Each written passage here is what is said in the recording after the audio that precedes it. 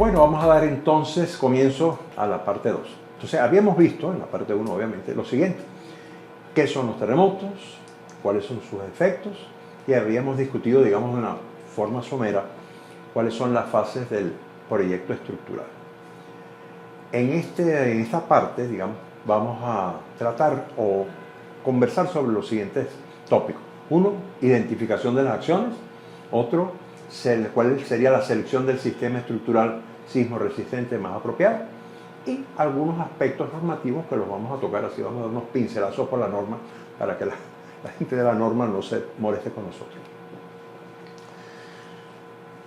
Pues fíjense, una de las cosas más importantes que hay cuando uno está en ingeniería, sobre todo si uno está en la fase del proyecto, uno tiene que identificar y cuantificar las cargas. ¿Qué cargas son estas? Bueno, son las cargas que uno supone que durante la vida útil de la estructura van a actuar sobre ella. Pero sí tenemos que tener claro que hay una gran diferencia entre lo que serían las cargas, digamos, de tipo estático o las cargas de tipo dinámico. Las cargas de tipo estático, como su nombre lo indica, son cargas que ¡pum!, se ponen ahí, bueno, y pasa hasta el día de juicio final, no se mueven. Mientras que las cargas dinámicas son cargas que eventualmente pueden ser de corta duración, pero que cambian continuamente en función del tiempo. Dentro de las cargas estáticas, las que normalmente conocemos son cargas permanentes, que son las cargas normalmente fijas, el peso propio, el revestimiento, las luminarias, los frisos, el revoque, como le dicen por ahí en otros países. Las cargas variables, pueden existir, por ejemplo, asentamientos, cambios de temperatura, todo esto formaría parte de lo que serían, digamos, las cargas estáticas. Dentro de las cargas dinámicas, básicamente habría dos tipos. Uno son oscilatorias, de las cuales hay uniformes e irregulares, y podría haber eventualmente impactos o explosiones. Fíjense que esto de los impactos es muy importante a raíz de todos esos atentados pues, que ha habido, digamos, de tipo terrorista, pues se están empezando a tomar en cuenta, sobre todo en los países como Estados Unidos, en algunos países europeos, el efecto que una explosión, un impacto pueda causar sobre una estructura. Y luego dentro, digamos, de las cargas dinámicas oscilatorias tenemos los terremotos y el viento y el oleaje. Nosotros nos vamos a centrar básicamente en lo que es este curso, en el efecto, digamos, de los terremotos. Es importante que ustedes visualicen rápidamente, con un ejemplo muy sencillo, cuál es la diferencia del comportamiento de una estructura cuando se la somete a una carga estática o a una carga dinámica. Fíjense, para eso escogimos un sistema muy sencillo, una viguita simplemente apoyada, ¿verdad? La sometemos a una carga P en el centro, una carga ahí estática, y hacemos su diagrama de momentos PL, no sé qué, entre no sé cuánto, algo así. Bueno, es una pistola, un triángulo. Resulta que entonces ahora me voy a la derecha y tengo la misma viga, pero en lugar de aplicar una carga P estáticamente, lo que hago es que aplico una carga P que varía en función del tiempo en magnitud, dirección y sentido. Entonces, ¿qué pasa? Cuando yo aplico esa carga P que varía en función del tiempo, no solamente está actuando la carga P, sino que inmediatamente o paralelamente a ella está actuando, digamos, un sistema de fuerzas, que en este caso serían unas fuerzas de inercia, que se oponen a la dirección del movimiento. Y evidentemente, si yo analizo esa estructura con esas condiciones de carga extrañas, pues el resultado final va a ser que en ese instante de tiempo T, el diagrama de movimiento de la derecha no se parece, bueno, ni en pintura al diagrama que uno obtiene en el caso estático. Ahora, imagínense ustedes que estoy tratando de una estructura que tiene 1000 grados de libertad, bueno, ustedes se podrán, o que tiene 287 elementos dispuestos en forma estrambótica y al azar, pues obviamente el problema es realmente complejo. Ok. Simplemente para darnos una idea, aquí tenemos la misma estructurita, en el caso de la izquierda tenemos una estructura, digamos, sometida a cargas permanentes, básicamente son todas cargas gravitacionales. Entonces, bueno, tengo la superestructura, tengo la subestructura, que en este caso sería como el sótano o algo así, de esa edificación. ¿Y qué pasa? Que todas esas cargas llegan a la fundación, esa losita que está abajo, y el suelo ejerce una fuerza hacia arriba que lo que van a hacer es contrarrestar el efecto de esas cargas permanentes, para que todo quede perfecto. En el caso, digamos, del medio es lo mismo, poco más o menos, pero en este caso serían unas cargas variables, ¿verdad? Tengo la gente, tengo de repente, si esto es una, qué sé yo, una universidad, eventualmente en algún momento del día en un aula hay 28 alumnos, en otro momento hay 7, sí, pero en definitiva también son cargas que permanecen estáticamente durante el tiempo.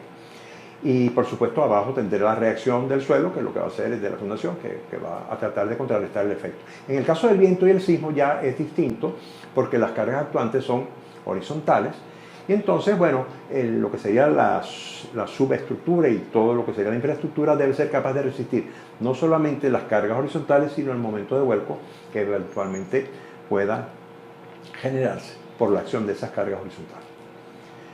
Ok.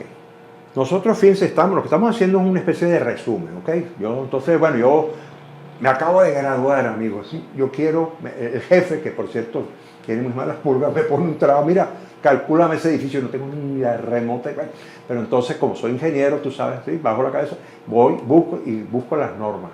Digo, ¿por cuáles cargas le voy a poner yo a esto? Entonces empiezo a buscar las normas. Todos los países existen normas. En el caso de Venezuela, por ejemplo, criterios y acciones mínimas para el proyecto de edificación. La norma venezolana, Comenín, número, yo no sé qué, no sé cuál.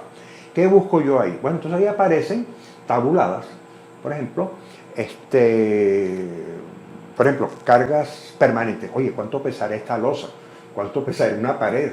¿Cuánto pesará aquella cuestión? Entonces, por ejemplo, en este ejemplo, dice, losas para entrepisos y techos, en el artículo yo no sé qué, de la norma no sé qué, en la página no sé cuánto. Supónganse ustedes que yo estoy interesado en calcular o en saber cuánto pesa una losa enervada armada en una sola dirección.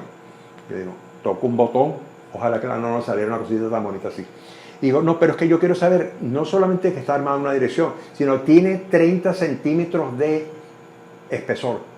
Toco otro botón y me sale ahora, para 30 centímetros armada en una dirección, eso pesa 360. ¿Te gustó? No, yo bromeo con ella porque, bueno, que realmente es una forma simpática, digamos, de... Esto, por supuesto, lo repito N veces, voy buscando todo aquello que yo quiero. Entonces, el pobre ingeniero, aquel novato, está escribiendo más, tomando nota de todas estas cuestiones. Luego, por ejemplo, resulta, bueno, ya pasé la mitad del examen porque ya cargué la estructura con las cargas permanentes. Ahora me tocan las variables. Caramba, entonces entro en la norma y aparece una sábana de números y de cuestiones. Yo digo, bueno, mire, cargas mínimas variables distribuidas sobre piso. Vamos a suponer que yo estoy diseñando que un centro comercial. Voy allá, digo, centro comercial, yo no sé qué, almacén y tal, eso. Y quiero saber, por ejemplo, cuál es la carga que yo debo de poner en ese centro comercial a todas las áreas destinadas a oficinas. Toco otro botón y sale y me dice que no veo nada, 250 kilos por metro cuadrado. Apunto, 250 kilos. Pero es que también necesito saber para ese mismo centro comercial cuál sería la carga variable, por ejemplo, en las escaleras. Busco las escaleras arriba, sale otra cuestión. Me dice, mire, en las escaleras ponga usted 500 kilos por metro cuadrado. En definitiva, esto es lo que es una ayuda muy útil, que uno debe siempre tener, uno debe seguir las normas. Por supuesto, las normas son las normas y uno puede salirse de ellas siempre y cuando uno justifique ese comportamiento. Ok, ahora viene la parte interesante. Este ingeniero, tú sabes, el tipo, pero resulta que hay algo que es importante que dice que donde se cometen los mayores errores es precisamente en esa estimación de las cargas. No me digas, sí señor. Y fíjense, cuando uno va a estimar las cargas permanentes, por decirlo de alguna manera, por mucho que te equivoques, caramba, hay que estar borracho, pero normalmente esos errores no superan el 20%. En lo que respecta a las cargas variables, los errores pueden llegar hasta un 100% en la realidad. Y no digamos en la estimación de las cargas laterales debido a un signo. No, esto es un cuento que le estamos poniendo para que ustedes presten atención. Bueno, vamos a ver, fíjense esto realmente es interesante. Esto es una urbanización muy bonita, esto es en el oriente de Venezuela, esto se llama el Centro Turístico El Morro. Esto era una cantidad de islitas, por decirlo así, artificiales, con una cantidad de canales muy bonitos que comunican al mar. Y entonces, esto empezó hace ya bastantes años, por cierto, hace unos 20 y pico, 30 años empezó esta urbanización, y empezaron a construir casas, digamos, sobre esas islitas, ¿verdad? Pero la gran mayoría de las casas fueron construidas sobre pilotes, que son lo que se llaman las acuadillas, que es lo que estamos viendo ahí. Realmente el aspecto es súper agradable. Entonces, ¿qué es lo que pasa? Resulta que había una especie como de protocolo o de ordenanza en esa urbanización que obligaba, porque me imagino que había ahí algún negocito entre el que hacía los pilotes y el promotor, cosas típicas de nuestros países, ¿no? Ahí solamente se pueden hacer casas sobre los pilotes que hace tal compañía. Bueno, muy bien, y así se hicieron el 99,9% de las casas, menos esta, porque el ingeniero, cosa que aplaudo, y el arquitecto dijeron, señores, yo no voy a hacer eso así. Yo voy a fundar esa casa, en vez sobre esos pilotes que están viendo ustedes al lado de esa casa, no, voy a hacer una fundación en tierra firme, que está ahí a la derecha, voy a hacer un tanque, ¿verdad? Voy a hacer ahí un tanque, por supuesto, para almacenaje de agua, pero al mismo tiempo me va a servir como un contrapeso. De ahí hago un proyecto estructural, salen unas columnas de concreto, unas vigas así en voladizo, que son de concreto armado también, y sobre ello, ¡pam!, monto esa estructura. Esa estructura, por cierto, bueno, les iba a decir, esto es un cuento, no es un chiste, es verdad. Cuando yo fui a esa casa, precisamente, y yo acababa de llegar ese día por la tarde, el ingeniero, era muy amigo mío, me contrató, pero no propiamente para esa casa, sino para otra gran obra que estaban haciendo por allá. Cuando el tipo me enseña, así con mucho orgullo, me dice, claro, ¿qué te parece mi casa? Yo cuando la vi le dije, y no se lo dije en broma, digo, oye, a mí me parece que esta casa se va a ir al agua. Casi pierdo el empleo. Lo que estoy contando es verdad. Entonces, bueno, ¿qué pongo yo ahí? Sistema de cimentación, ¿apropiado o inapropiado? Estimación de las acciones, ¿bien o mal? Comportamiento esperado de la estructura, ¿bueno o mal? Fíjense, la estructura está muy bien hecha, una estructura de acero. Bueno, yo tomé mi foto. Tú sabes que es muy importante en ingeniería, pero yo eso lo hago así.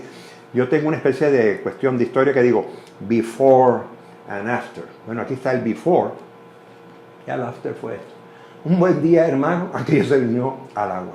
Fíjense que esa estructura, no es la estructura como tal, la estructura de acero, quedó, por supuesto, se lo tuvieron que mandar al diablo, pero la estructura realmente no sufrió nada. ¿Qué pasó? Que bueno, simplemente hubo un momento de volcamiento, aquel contrapeso no sirvió para nada y esto se vino al agua. Bueno, estas cosas suceden, no por eso todo esto se calculó de maravilla, es decir, eso se hizo con el SAP, la versión del momento, no sé si era el SAP o lo que fuera, ¿verdad? Pero realmente fue muy bien calculada y bien construida. However, como dirán los gringos, pues un problema pues la subestimación del comportamiento de la estructura. Hay otro caso muy interesante que se los había puesto antes en el ejemplo de las estructuras de concreto. Ese viaducto, fíjense que yo tomé esa foto en 1990, la foto de la izquierda.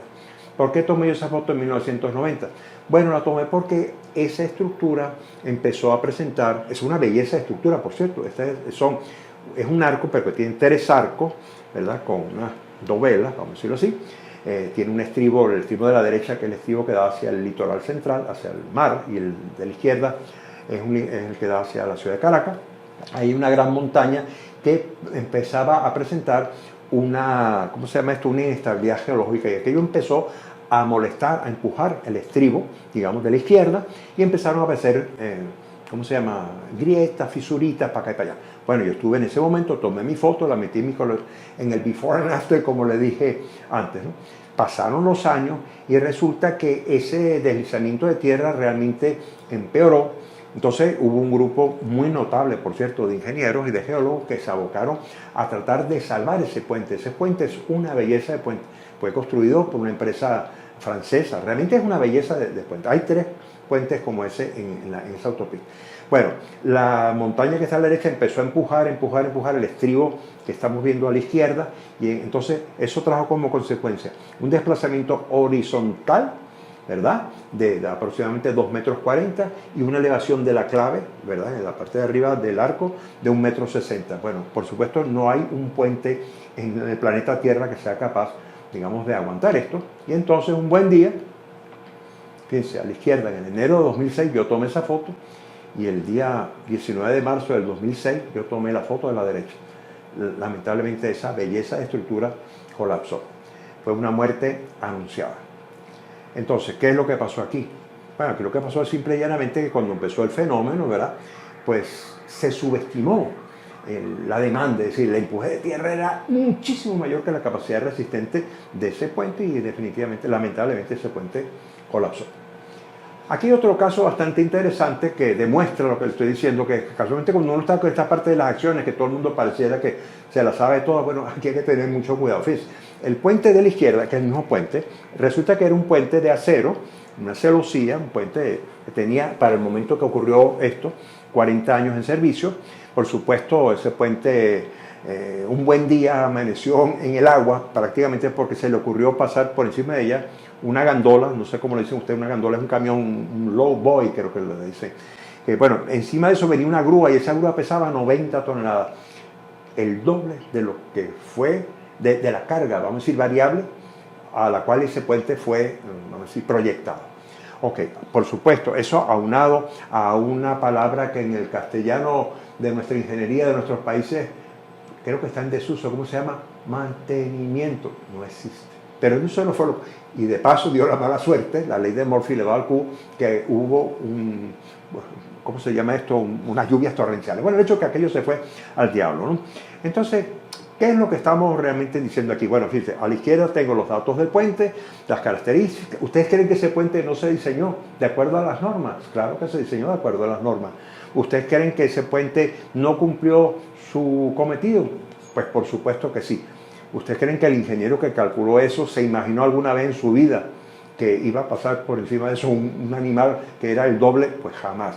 Por supuesto, esa culpa no la tiene el ingeniero, eso en todo caso la tendrá la Guardia Nacional o alguien que permitió de una forma, digamos, sin ningún control, el paso de semejante vamos a decir, animal. Bueno, más recientemente, y esto es bastante lamentable, se cayó, eso fue el 16 de enero del año 2018, eso realmente fue impresionante, ¿no? Así de la noche a la mañana, una belleza de puente, de un complejo, digamos, de puente y una autopista que está en una ciudad, no me acuerdo cómo se llama, con la ciudad de Bogotá, pues ¡pam!, se vino al suelo, así, pero fue algo impresionante, hubo pérdidas de vida, y realmente hubo una cantidad de factores de los cuales yo no voy a entrar en discusión, porque primero no los conozco, pero segundo me los imagino. Seguramente algo tuvo que ver con la fase constructiva, que por alguna razón o por otra, o quizás con el diseño que se hizo, es decir, no se previó algo. Bueno, el hecho es que lamentablemente esta obra, este gran puente, colapsó. También hay incertidumbre de tipo geotécnico. Por ejemplo, fíjense esto, estos son los terremotos. El edificio que está arriba, el edificio Mijagual, colapsó en el año 1967 por efectos de interacción suelo-estructura. Esos temas los vamos a tratar. El edificio que está abajo no lo diseñó un arquitecto, sino simplemente fallaron por un problema de licuefacción. Fíjense como ambos edificios, pues, y lo que las instalaciones, digamos, iba a decir sanitarias, pero bueno, son portuarias, ¿no?, del puerto en Kobe durante el terremoto de 1995. ¿Qué pasó aquí? Que la acción sísmica no fue prevista, es decir, no se midió realmente qué es lo que podía ocurrir o la vulnerabilidad que existía en esas zonas o en esos sitios donde esa estructura colapsaba. Con esto vamos a hacer otro break, otro cafecito, o no, o nos tomamos un té con limón mejor, bueno, lo que ustedes quieran. Bueno, seguimos enseguida.